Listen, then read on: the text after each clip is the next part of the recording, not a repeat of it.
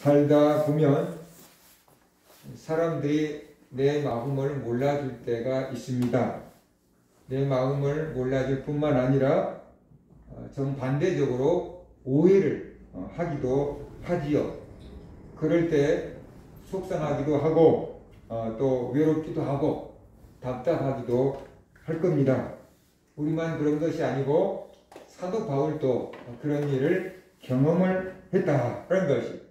그래서 오늘 본문 이 고린도전서 9장을 보면 바울이 자기가 오해를 샀을 때 어떻게 그 문제를 해결하고 가는지 우리가 살펴볼 수가 있습니다.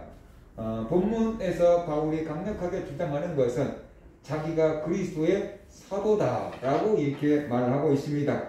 그리고 자기가 사도인 증거가 바로 고린도 교회 성도들이다라고 말하고 있어요.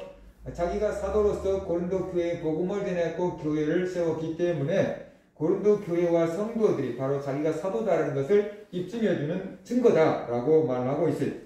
그래서 바울은 다른 사람들이 바울의 사도권을 의심한다고 할지라도 고린도 교회 성도들만큼은 그러면 안 된다. 내가 어떠한 때 어떤 모습으로 고린도에 가서 얼마나 열심히 노력해서 그 고린도 교회를 세웠는지 뻔히 다 알지 않느냐.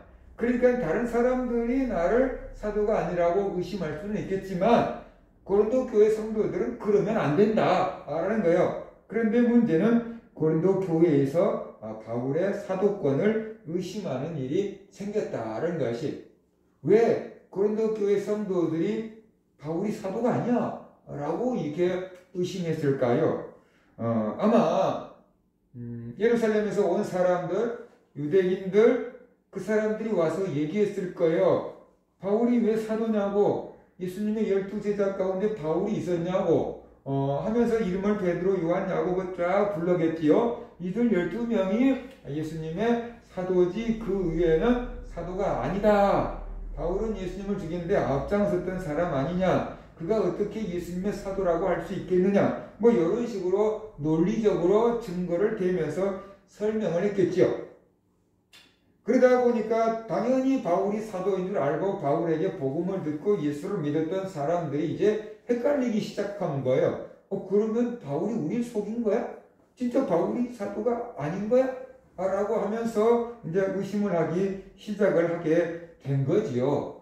바로 누군가가 와가지고 그럴싸한 말로 사람들을 미혹하기 시작하면 잘 믿고 있던 사람들도 갑자기 흔들리기 시작한다는 것을 알 수 있어요.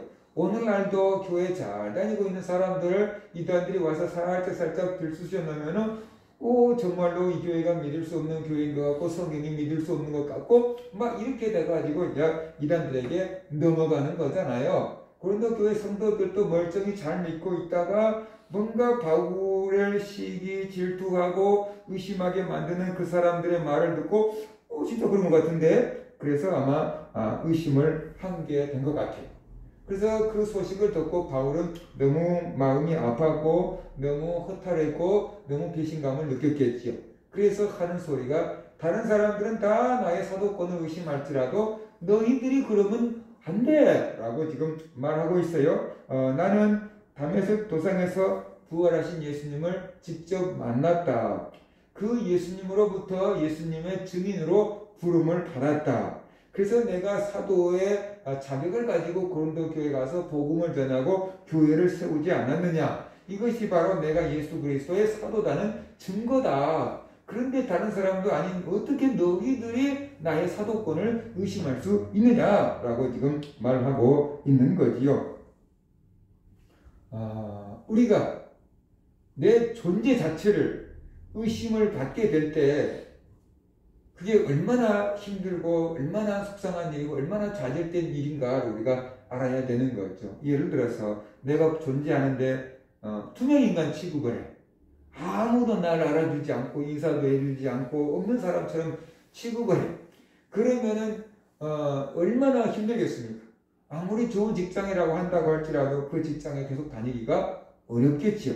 내 존재를 부정당하니까 그러고서는 살기가 참 어려운 거예요. 바울은 이제부터 오직 예수 그리스도의 사도라는 그거 하나 아이덴티티 붙잡고 살아가고 있는데 바울의 사도권을 딱 의심을 해버려.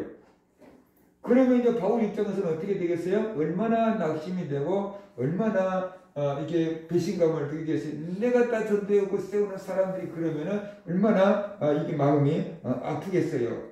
사단은 이렇게 주의 백성들 앞장서 일하고 있는 주의 일꾼들에게 치명상을 입히기 위해서 그런 부분들을 공격을 하는 거죠. 웬만큼 한 거 공격해가지고는 뭐 흔들리지도 않을 것 같으니까, 요동하지도 않을 것 같으니까 가장 심각한 부분에 갖다 탁 이렇게 쳐서 공격을 하는 거다. 그런 것을 우리가 알아야 되는 거예요. 그렇지요. 우리가 어떤 운동 경기를 한다고 할지라도 상대방의 약점을 딱 찾아가지고 그 약점을 파고들어서 이기려고 할 거 아니에요. 그렇죠? 축구를 하더라도 저쪽에 오른쪽 수비수가 조금 구멍인 것 같아. 그러면 거기만 막 이제 가는 거죠. 그것처럼 사탄이 하나님의 일꾼들, 교회 성도들 딱 봐가지고 약점, 그 부분을 갖고 탁 건드는 거죠. 그러면 다른 부분은 끄떡 없는데 그 부분을 갖고 넘어지는 거죠. 뭐 그 사람 건드려고는 끝도 없다 하는데 자녀들 건들면 저 사람 막 뒤집어질 것 같다 그러면 그 사람 자녀를 건들면 어떻게 돼요? 그냥 홀라당 뒤집어질 수 있는 거죠. 저 사람 웬만큼 교회 일 시켰고는 끄떡을 안 해. 그런데 뭐 돈 문제가 개입이 되면 또 흔들릴 것 같다. 그러면 돈 문제를 한번 걸고 넘어지면 어떻게 돼요? 아마 이게 돌변을 하는 게 되는 거죠. 그래서 사탄은 우리의 약점을 알고 우리의 가장 약한 부분들을 치고 들어온다. 그런 것을 우리가 알아야 되는 거죠. 약점 없는 사람이 어디 있겠어요? 전부 다 약점이 있는 부분들이 있는데 때로는 나도 내 약점이 뭔지 모르는데 사탄은 그 약점을 너무나도 잘 알고 그 약점을 이렇게 치고 들어온다는 거예요. 그렇기 때문에 우리가 나는 절대로 시험 들지 않고 나는 절대로 흔들릴 것 같지 않았는데 시험이 들게 하고 흔들릴 수도 있는 거다라는 거예요. 생각도 못한 나의 가장 약한 부분을 탁 치고 들어오니까 그렇게 되는 거다라는 것이에요. 그러면 바울 입장에서 지네들이 나를 사도라고 인정하든 말든 주님이 인정해주면 되지 뭐 그냥 넘어가자라고 했을 수도 있는데 왜 굳이 바울은 자기가 그리스도의 사도다라고 이렇게 글로 써서 논증을 펼치려고 하고 있는 걸까? 그런 것이에요. 바울이 자기가 사도라는 것을 인정받아서 어떤 물질적인 이익을 얻으려고 한 게 아니고 복음 때문에 그런 거예요. 바울의 사도권을 인정하지 않으면 지금까지 바울이 전한 모든 복음도 권위를 잃게 되는 거죠. 바울을 사도로 인정하지 않으면 지금까지 한 바울의 모든 수고가 다 물거품이 되어버리는 거죠. 그러면은 그 이상한 사람들에게 고린도 교회는 다 넘어가 버리게 되고 말겠죠. 전에 가르쳤던 그 바울 잘못된 사람이야. 그 사람 가르침 잘못됐어. 우리가 제대로 가르쳐 줄게. 라고 한다 그러면 어떻게 돼요? 그 고린도 교회가 이제 다 딴 믿음으로 넘어가게 되겠지요. 그래서 바울은 복음을 위해서, 교회를 지키기 위해서 자기가 사도다라는 것을 주장하고 있는 거예요. 내 어떤 물질적인 경제적인 이익을 얻기 위해서 자기가 사도라고 주장하고 있는 게 아니고 자기가 지금까지 전했던 그 복음, 자기가 지금까지 세워놨던 그 교회들을 지키기 위해서 자기가 사도다. 주님께서 나에게 복음을 맡겼다. 주께서 나에게 교회를 세우라고 하셨다. 그래서 이 교회는 주님이 세운 교회다. 라는 것을 지키기 위해서 자기의 사도권을 주장하고 있는 거다라고 볼 수가 있는 거죠. 그리스도의 사도로서 일하는 것이 바로 고린도 교회였어요. 그래서 바울은 사도로서 이렇게 교회를 세울 수 있고 복음을 전할 수 있고 또 사도로서 교회에서 주는 생활비를 받을 수도 있다라고 말을 하고 있어요. 왜 이런 얘기를 하냐? 결론적으로 보면 바울은 돈 달라는 소리가 아닌데 바울의 사도권을 의심하는 가운데 돈 문제가 개입되어 있었던 거죠. 12명의 사도 가운데 바울은 분명히 없었어요. 그리고 또 한 가지, 베드로를 비롯한 사도들이나 예수님 동생 야고보 이 사람들은 아내들까지 데리고 다니면서 사역을 했고 교회로부터 나오는 돈을 받아서 생활을 한 거예요. 그런데 바울은 자기가 텐트를 만들어서 스스로 돈을 벌고 그걸로 복음을 전했지 교회에서 주는 생활비를 받지를 않는 거예요. 그러니까 이제 돈을 받는 사람들이 말한 거예요. 교회 성도들에게. 저건 사도가 아니야. 그러니까 교회에서 사례비를 받을 자격이 없어. 목회할 자격도 없어. 교회를 세울 자격도 없어. 그러니까는 바울에게 보내준 선교비도 뭐 보낼 필요 없어. 뭐 요렇게끔 나갈 수 있었죠. 그죠? 그러니까는 이게 바울이 전한 복음이 가치 없게 되는 거야. 사도들은 생활비를 받으면서 목회하고 그들이 전한 복음은 그만큼 가치가 있는데 저 사람이 공짜로 가르쳐주네? 그러니까는 그 복음이 가치가 없으니까 공짜로 가르쳐주겠지? 아무도 믿고 따를 사람이 없으니까 공짜로 가르쳐주겠지? 뭐 이런 식이 된 거예요. 우리 오늘날 학원도 마찬가지잖아요. 많은 학원 스타 강사들이 있는데 이게 뭐 연 1,000만 원도 못 버는 강사가 있고 연 뭐 몇 억씩 올리는 스타 강사가 있고 그러는데 우리가 볼 때 누가 더 실력 있다고 보여주고 누구 말이 더 권위 있다고 보여져요. 그죠? 예를 들어서 조그만 학원에서 강의를 한 선생님, 아이고 틀릴 수도 있지 말고 뭐 얼마나 알겠어. 그런데 막 텔레비전에 막 나오는 유명한 스타 강사가 가르쳤어. 뭐 잘못 가르쳤어. 틀리게 가르쳤어. 그런데도 사람들 어떻게 돼요? 맞겠지. 이렇게 유명한 사람이 저렇게 말하면 맞겠지. 그렇게 넘어간다. 그런 거야. 최근에도 그런 일이 있었잖아. 유명한 스타 강사가 텔레비전에 나와서 역사를 가르쳤는데 틀렸다. 그 사람이 가르치면 틀렸다. 그래가지고 몇몇 사람들이 이의제기를 했잖아요. 그러니까 사과하고 어떻게 돼요? 방송 출연 중지했잖아요. 나중에는 그 사람 논문까지 다 갖다 맞게 검열을 해버렸잖아요. 그러니까는 저 사람이 유명해. 수많은 사람들이 다 알아. 그 사람 말 한마디면 틀려도 사람들은 대중은 어떻게 돼요? 이게 구분을 못하면은 누가 그랬다고 그러면서 믿고 가는 거야. 근데 이제 진짜 학자들이 보니까 그거 틀렸다. 이렇게 이제 지적을 해주니까 어떻게 돼요? 자기가 확인해 보니까 내가 틀린 거야. 실수한 거야. 그러니까 내려놓은 거잖아요. 그러니까 돈을 많이 벌고 많이 알려주면 유명하고 그 사람 말이면 다 올 것 같은 그런 분위기에 살아간다라는 거예요. 다른 사도들은 와가지고 가족들도 대동하고 다니고 사례비도 받고 권위도 막 이렇게 부리고 살아가는데 바울은 전혀 그런 게 없어요.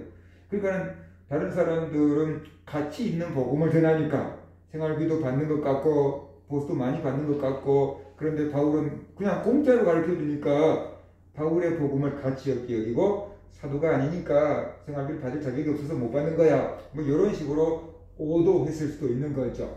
그래서 바울이 말한 거예요. 일꾼이 보상을 받는 것이 당연한 거다. 7절 보면 누가 자기 비용으로 군복무를 하겠느냐. 누가 포도주를 심고 그 열매를 먹지 않겠느냐. 포도를 심고 누가 양떼를 기르고 그 양떼의 젖을 먹지 않겠느냐. 그게 지금 얘기를 하고 있잖아요. 그러니까 일꾼이 일당을 받는 것, 일꾼이 거기에 대한 보수를 받는 건 당연한 거다 라고 지금 말하고 있어요. 그러면서 이게 내가 얘기한 거냐? 율법도 그걸 얘기하고 있지 않느냐 라고 하면서 율법을 들고 나옵니다. 하나님께서 곡식을 떨고 있는, 그러니까 쉽게 말하면 우리말로 하면 쟁기질하고 있는 일에 소에게는 망을 씌우지 말라고 했다. 힘드니까 옆에 있는 것도 먹을 수 있게끔 망을 씌우지 말라고 했다. 근데 어찌 하나님이 소를 염려해서 이런 말을 했을 것 같으냐? 하나님의 일꾼, 소처럼 하나님께서 부려먹는 그 일꾼들을 위해서 이 말씀한 거 아니냐라고 지금 바울은 해석을 하고 있는 거죠. 그래서 하나님의 일을 하는 사람들이 하나님의 성전에서 나온 음식을 먹고 살고 거기로부터 생활비를 받는 것, 그것이 당연한 거다라고 지금 말하고 있어요. 그러니까 바울이 교회를 세우고 교회에서 복음을 전했으니까 교회에서 바울이 생활비를 받고 그가 생활하는 것은 당연한 거다라고 지금 말하고 있어요.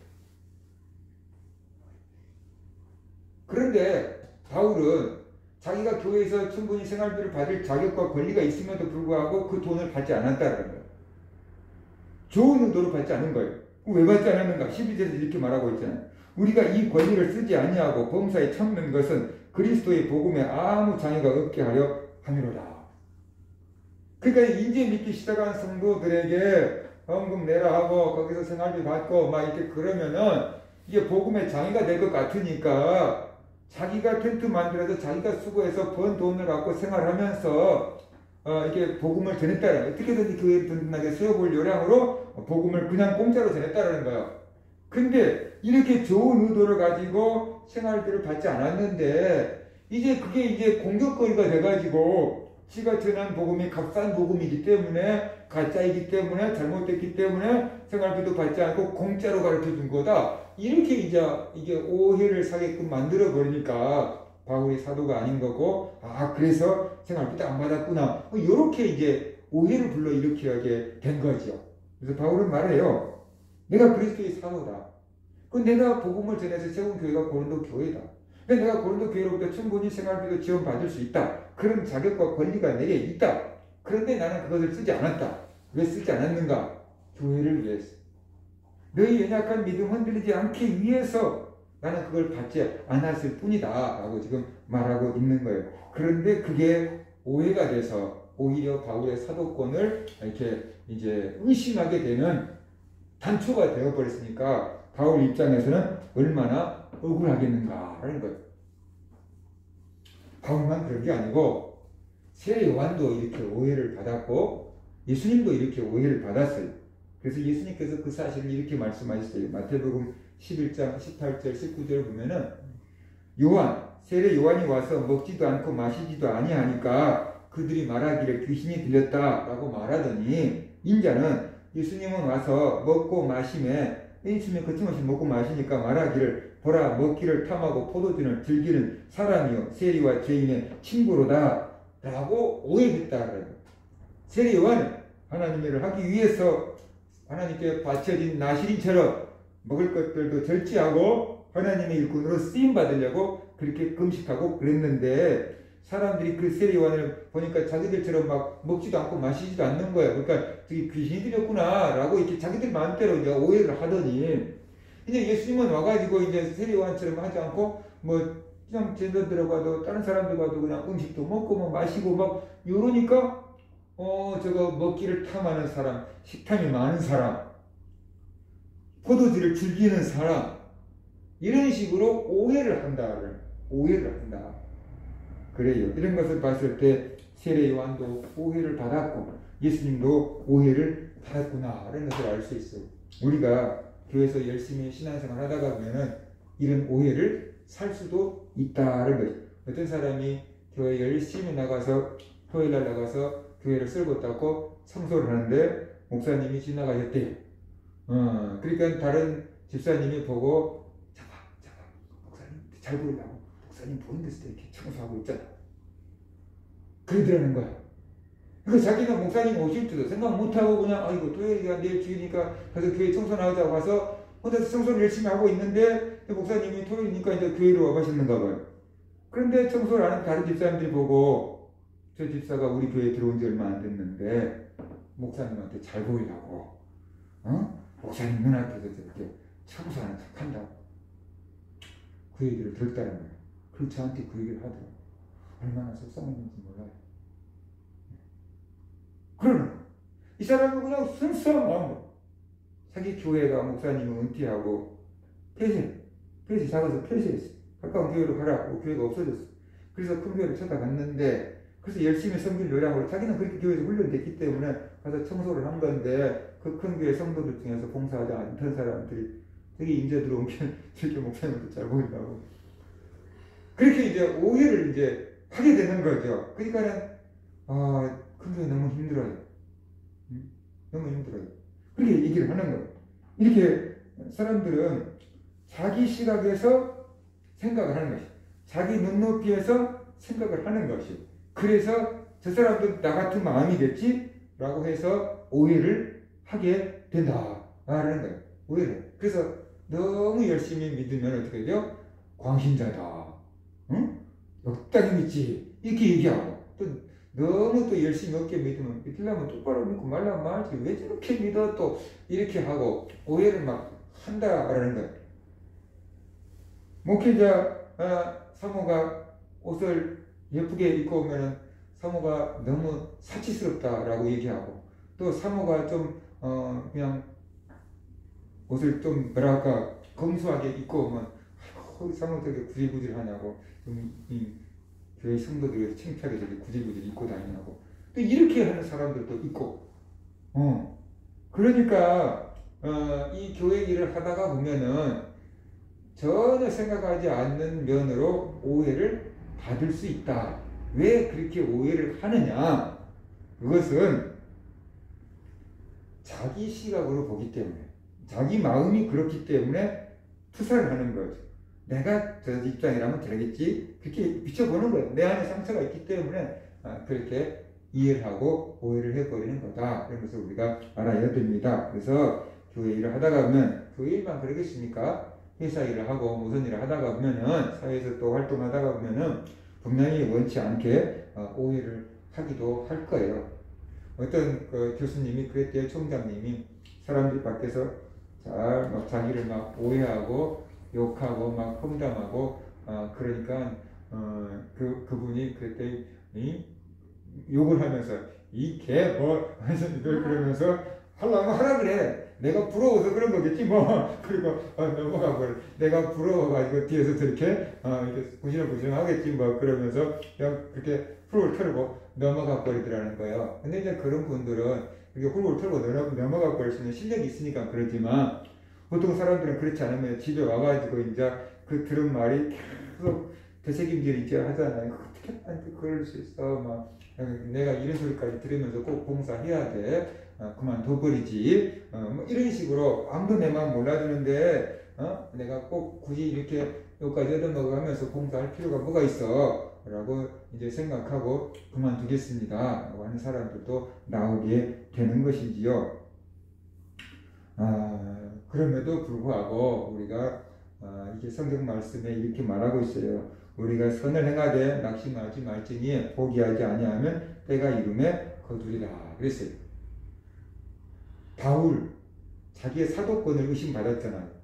그런데 2000년이 지난 지금 바울이 기독교에 미친 영향은 어마어마하지요. 예수님 다음이다 뭐 할 해도 과언이 아닐 정도로 베드로, 바울 뭐 최고의 사도 가운데 뽑으라면 바울이냐 베드로냐 할 정도로 큰 역할을 하고 갔잖아요. 오늘날 바울의 사도권을 의심하는 사람이 기독교 내에 누가 있겠습니까? 그렇지요? 당시에는 바울이 사도권을 의심받고 오해를 받기도 했지만 시간이 지나니까 하나님께서 바울을 인정받게 하셨다. 모든 사람들로부터 인정받게 하셨다라는 것이. 그러니까 우리가 사람들로부터 원치 않은 오해를 받고 있는 그동안에도 주님께서는 우리를 알고 계신다라는 것. 그리고 또 당시에는 오해를 살 수도 있지만 시간이 지나다가 보면은 진심을 알아줄 날도 온다. 그런 것이 역사가 또 밝혀질 수도 있다. 그런 것을 우리가 알아야 돼. 그래서 당장에 사람들이 나를 오해하고 내 마음을 몰라준다고 내가 이런 욕까지 얻어먹으면서 이런 소리까지 들으면서 굳이 내가 이 일을 해야 될 필요가 뭐가 있어? 라고 하고 딱 내려놓으려고 하지 말고 주님이 아시면 됐지. 주님이 보시면 됐지. 언젠가는 내 진심을 알게 될 거야. 그런 마음을 가지고 끝까지 봉사해서 바울처럼 하나님께 인정받는 그런 성도들 되시기를 주의 이름으로 축원합니다. 그런 말씀 붙잡고 우리 같이 기도하도록 하겠습니다.